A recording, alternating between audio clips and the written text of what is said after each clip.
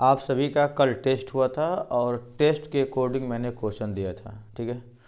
और यह फिजिक्स का क्वेश्चन है और यहाँ पे मैक्सिमम लोग आपने सॉल्व किया था। अब देखिए जो जो क्वेश्चन आपने सॉल्व किया है क्या सही है गलत है।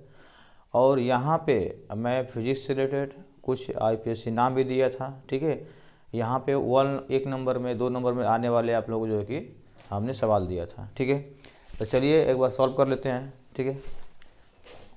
चलिए पहला क्वेश्चन दिया हुआ है कि CH3 एकल बॉन्ड C फिर CH3 यानी पर इसका आईपीएससी नाम क्या होगा। चलिए ध्यान समझना है। पहला क्वेश्चन मैं सॉल्व कर रहा हूँ। दे रहा है कि CH3 एकल बॉन्ड C CH2 CH3। बताइए नंबरिंग कहाँ से करें, बताइए। सबसे पहले काम होता है आईपीएससी नाम कभी भी निकालते हैं तो नंबरिंग करते हैं। नंबरिंग यहाँ से करेंगे जहाँ से पार श्रृंखला नज़दीक होती है वहीं से नंबरिंग हम करते हैं। 1 2 3 4 से होता है ब्यूट। देखो भाव 2 पर भी लगा है CH3, 2 पर लगा है CH3 तो 2 डाई मेथिल, इसका नाम हो जाएगा कि 2 डाई मेथिल और 4 से क्या होता है ब्यूट। तो क्या पढ़ेंगे इसको हम ब्यूटेन, 2 डाई मेथिल ब्यूटेन। ये हो गया इसका आईपीएससी नाम। ऐसा में इसके बाद है जो कांसा किन दो धातुओं से बनता है तो याद करना। कांसा जो होता है यह कापर और टीन को मिला देकर क्या बनता है कांसा। टीन का सूत्र होता है एसएन, ठीक है। कापर सूत्र होता है Cu। कापर और टीन को मिला देंगे तो क्या बन जाएगा आपका कांसा बन जाता है। देखो एक परिभाषा दिया है कि सजातीय श्रेणी किसे कहते हैं। एक बार सुनिएगा परिभाषा कि सजातीय श्रेणी किसे कहते हैं। सजातीय श्रेणी देखो भाऊ कार्बनिक यौगिकों की ऐसी श्रेणियां जिनमें दो निकटवर्ती सदस्यों के मध्य CH2 का अंतर होता है उसे क्या कहते हैं सजातीय श्रेणी कहते हैं। कार्बनिक यौगिकों की ऐसी श्रेणियां जिनमें दो निकटवर्ती सदस्यों के मध्य CH2 का अंतर होता है उसे क्या बोलेंगे हम यहाँ पे सजातीय श्रेणी कहते हैं। ऐसे में अब यहाँ पे जिसे अंतर बात करते हैं इसमें लिखा हमने कि CH4 C2H6 C3H8। अब देखो भाव यह हमने एल्केन से बनाया इसको। एल्केन का सूत्र होता है CnH2n+2 होता है। अब इसमें से इसको घटाएंगे तो क्या मिलेगा CH2 मिलेगा, इसमें घटाएंगे क्या मिलेगा CH2 मिलेगा और अगर नंबर आए तो क्या आएगा मिलेगा CH2। परिभाषा हो गया कार्बनिक यौगिकों की ऐसी दो श्रेणियां जिनमें दो निकटवर्ती सदस्यों के मध्य CH2 का अंतर होता है उसे क्या कहते हैं आपका सजातीय श्रेणी कहते हैं। ये परिभाषा हो गया। आगे देखिए यहाँ पे अगला क्वेश्चन दिया है, एक बहुत इंपॉर्टेंट सवाल है। अवतल दर्पण के सामने देखो भाव अवतल दर्पण के सामने 10 सेमी दूरी पर रखी वस्तु। ये बताओ दर्पण से वस्तु की दूरी किस संख्या से व्यक्त करते हो। दर्पण से वस्तु की दूरी को किस संख्या से लिखते हैं।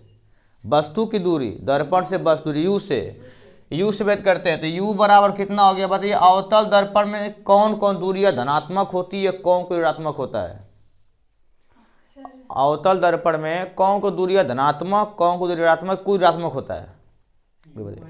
तीनों माइनस होता है। यू बी एफ तीनों क्या होता है माइनस होता है। उत्तर तरफ बोलेगा तो यू ऋणात्मक होता है बाकी दो क्या होता है धनात्मक होता है। ये सब याद रहेगा तभी सवाल लगा पाओगे। अब देखो यहाँ पे दे रहा है कि अवतल दर्पण के सामने 10 सेमी की दूरी पर रखी वास्तविक प्रतिबिंब 30 सेमी दूरी पर। प्रतिबिंब की दूरी कैसे व्यक्त करते हो भी से कितना दिया है -30 सेंटीमीटर। क्या पूछा है यह। अब बताओ अवतल दर्पण की फोकस दूरी 1/, यह बड़ा सूत्र क्या होता है 1/v सी बता रहे आपका। अगर ये लेंस का आता तो क्या होता है यहाँ पे माइनस होता है। अब आइए 1/, यह बराबर 1/v। देखिए 1/ यहाँ पे जो v का मान दिया है कितना -30 दिया है और इसका मान कितना दिया है -10 दिया है। पहले से माइनस है प्लस तो माइनस हो जाएगा आपका 10 और 30 का लसा कितना होगा। देखो लसा लेने में भी गलतियां कर देते हैं आप लोग। 30 हो जाएगा 30 से भाग दोगे 3 × 3 10 से भाग दो 10 या 30 तो 1/, यह बराबर -4/30 या यह बराबर कितना होगा 30/30 4 हो जाएगा, कटा दीजिएगा, -15/2 क्या हो जाएगा इसका फोकस दूरी, या -7.5 सेंटीमीटर। कितना आएगा? -7.5। भाई 15 कितना होता है? 7.5 होता है। ऐसा में याद करना, अवतल दर्पण के लिए तीनों दूरियां क्या होती है? ऋणात्मक होती हैं। और ये बताया गया कि u भी दर्पण से वस्तु दूरी को u से भेद करते हैं, दर्पण से प्रतिबिंब की दूरी किस भेद करते हैं? v से भेद करते हैं, अब फोकस दूरी को f से। अच्छा बताओ, माइनस में आया प्रतिबिंब कैसा बनेगा? वास्तविक बनेगा कि आभासी बनेगा? आभासी नहीं बनता, माइनस रहेगा तो वास्तविक, और प्लस रहेगा तो आभासी। ये सब इस चीज़ पर ध्यान रखना आप लोगों को है, ठीक है।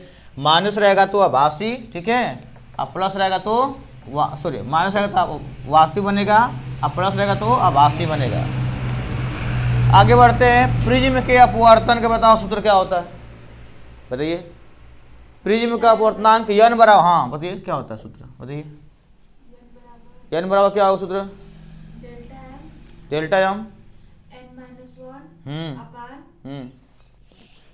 आप गलत बता रही हैं, सही बताइए। n बराबर क्या होता है, कोई बताया?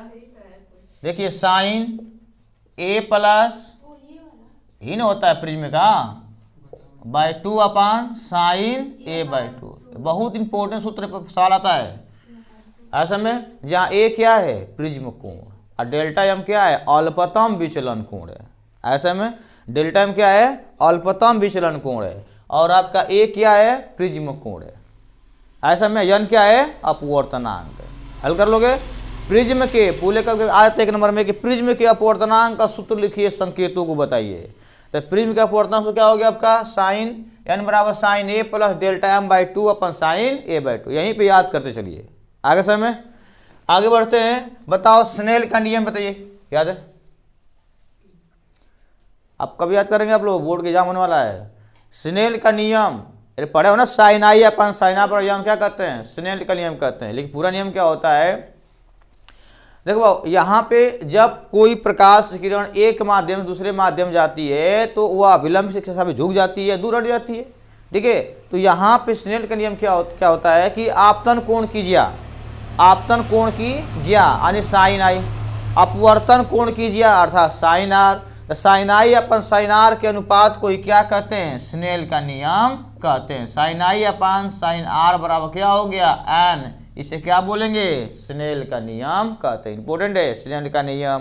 क्रांतिक कोण, पूर्ण आंतरिक परावर्तन, किसके कारण आकाश नीला दिखाई देता है, ऐसे में छड़ी क्यों पानी में डूबती है तो टेढ़ा दिखाई देती है, प्रकाश के अपवर्तन कारण। ये सब घटनाएं उठाइए, किताब पर पढ़ डालिए। ऐसे में क्वेश्चन कहीं से बन सकता है आपका, ठीक है। आगे बढ़ते हैं। अब देखो ये बहुत आसान है, ये तो कर सकते हैं। अभी बताइएगा, मैं फिगर दोबारा ड्रॉ कर दे रहा हूँ, जिसे बता रहा हूँ आपको। चलिए ये बताइए कि इसमें कौन श्रेणी कौन समांतर? ऊपर दोनों समांतर है, ये गलती कल भी की थी आपने। एक लाइन में होता है श्रेणी क्रम होता है, मैंने काफी चेक किया था आपका। एक लाइन में क्या होता है? श्रेणी क्रम, चाहे प्रतिरोध जुड़ा हो चाहे संधारित हो, मतलब नहीं है रूल देखे। एक लाइन में रहते कौन क्रम होगा? श्रेणी क्रम। अब बताइए श्रेणी क्रम का सूत्र क्या होता है? यहाँ पे C कहाँ से आएगा? हाँ R बराबर सूत्र होता है R1 प्लस R2। कब श्रेणी में रहेगा तब। ये बताओ कि 2 और 2 कितना हो गया? 4। 2 ओम प्लस 2 ओम कितना हो जाएगा? 4 ओम। माने यहाँ पे देख रहे हो भैया कि यह एक लाइन में है, कौन क्रम? श्रेणी क्रम। तो सर इस सूत्र होता है R1 प्लस R2। 2 2 कितना हो जाएगा? 4। अब यहाँ पे 4 तो आ गया, ये जुड़ गया। अब बताओ 4 और 4 ऊपर नीचे कौन क्रम? समांतर। ऊपर नीचे रहेगा तो समांतर, एक लाइन रहेगा तो श्रेणी क्रम होता है। तो हो जाएगा यहाँ पे देखिए 4 और 4 1/r बराबर 1/r1 प्लस 1/r2। 1 यहाँ पे 4 प्लस 1/4, 2/4 कट जाएगा, 1/2। r का मान कितना आएगा? 2। आगे समझिए, एक लाइन में रहेगा तो कौन क्रम? श्रेणी क्रम। ऊपर से रहेगा कौन क्रम? समांतर क्रम। क्या हो गया? नहीं भूलेगा। आगे बढ़ते हैं। आपका एक और क्वेश्चन दिया हुआ है, आप बताइए कि वैद्युत धारा किसे कहते हैं? धारा, आवेश प्रवाह के दर को धारा कहते हैं। बताइए धारा I बड़ा सूत्र क्या होता है? धारा I बड़ा सूत्र क्या होता है? Q/T होता है। चलिए ये बताओ कि एक तार में 2 एम्पियर की धारा दिया हुआ है, कितने एम्पियर का? 2 एम्पियर का। धारा को आई से व्यक्त करते हो, कितना दिया है? 2 एम्पियर हो गया। 2 एम्पियर की धारा बहती है। अब कह रहा है कि तार से होकर 20 मिनट में कितना आवेश गुजरेगा? 20 मिनट। टी बराबर कितना दिया है? 20 मिनट। ये बताओ कि मिनट को सेकंड में बदले कि ना बदले? 1 मिनट का सेकंड 60 सेकंड होता है। तो यहाँ पे 20 में गुणा करो 60 का, कितना हो जाएगा? 1200 सेकेंड हो गया। अब बताओ धारा आई बराबर सूत्र होता है क्यू बटी होता है, क्यू बराबर क्या हो जाएगा? I T. आई का मान रखो, कितना दिया है जी? आई का मान 2 और टी का मान 1200। 1200 में कितना हो जाएगा? 2400। बताओ आवेश का मात्रा क्या होता है? कूलाम। आवेश का मात्रक कूलाम, धारा का मात्रक, समय का मात्रक, शक्ति तो सामर्थ्य का मात्रक वाट, प्रतिरोध का मात्रक ओम। चलिए ये सब आप लोग लर्न करिए। 1 किलोवाट घंटा बराबर कितना जूल? 6 जूल। ठीक है। 1 एम्पियर में कितने इलेक्ट्रॉन होते हैं? 10 के पावर -10 1 एम्पियर में कितने इलेक्ट्रॉन होंगे? कल मैंने क्वेश्चन दिया गया था 6.25 10 पावर 18 का। ठीक है, इतने इलेक्ट्रॉन होते हैं।